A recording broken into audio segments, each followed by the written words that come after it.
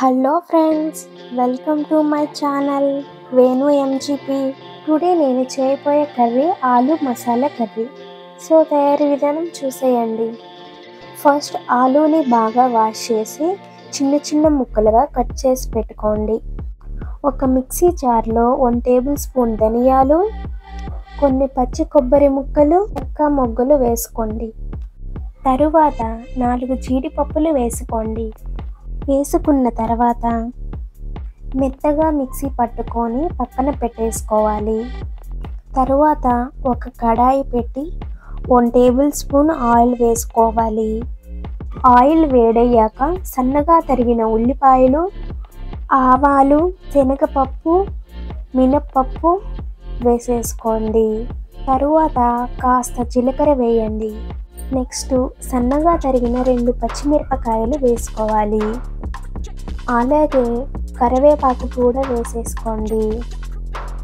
ఈ పోపంతా కూడా 2 మినిట్స్ బాగా ఫ్రై చేయండి. ఇలా ఫ్రై చేసుకున్న తర్వాత ఫ్రెష్ అల్లం వెల్లుల్లి పేస్ట్ 1 టేబుల్ స్పూన్ వేసుకోవాలి. ఇప్పుడు ఒక 2 నిమిషాలు బాగా ఫ్రై చేయండి. ఫ్రై చేసిన తర్వాత 3 టమోటాలను తీసుకొని ఇలా చిన్న చిన్న ముక్కలుగా కట్ చేసుకొని వేసేసుకోండి. ఇలా 2 నిమిషాలు బాగా కలపండి. తగినంత ఉప్పు వేసి 1 మినిట్ బాగా కలుపుకోవాలి. ఈ టమోటాలను బాగా మగ్గనివ్వండి. ఇప్పుడు మనం ముందుగా పెట్టుకున్న మసాలా పేస్ట్ ఉంది కదండి, అదైతే వేసేసుకోండి. ఇప్పుడు ఈ పేస్ట్ అంతా కూడా అడుగున అంటుకోకుండా ఒక 5 మినిట్స్ అయితే బాగా మిక్స్ చేయండి. పేస్ట్ ఉడికించాక నెక్స్ట్ ప్రాసెస్ 1 టేబుల్ స్పూన్ పసుపు, 1 టేబుల్ స్పూన్ కారం, అలాగే 1 టేబుల్ స్పూన్ గరం మసాలా వేసేసుకోండి.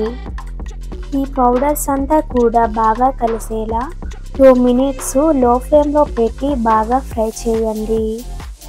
ఇలా కలుపుకున్న తర్వాత ఈ మసాలా అంతా కూడా 2 నిమిషాల పాటు ఆయిల్ అంతా కూడా పైకి వచ్చేంత వరకు ఉడికించండి. ముందుగా మనం వాష్ చేసి పెట్టుకున్న 1/2 కిలో ఆలు అయితే వేసేసుకోవాలి. ఇప్పుడు ఈ గ్రేవీ అంతా కూడా ఆలూకి పట్టించేలా 2 నిమిషాల పాటు కలుపుకోవాలి. ఇలా కలుపుకున్న తర్వాత 1 గ్లాస్ వాటర్ లేదా 1.5 గ్లాస్ వాటర్ అయితే వేసుకోవాలి. ఇప్పుడు 2 నిమిషాల పాటు కలపాలండి. ఈ గ్రేవీ పులావ్లోకి అండ్ చపాతీలోకి బాగుంటుందండి. ఇప్పుడు కడాయి పైన మూత పెట్టేసి 10 నిమిషాల పాటు బాగా ఉడికించండి.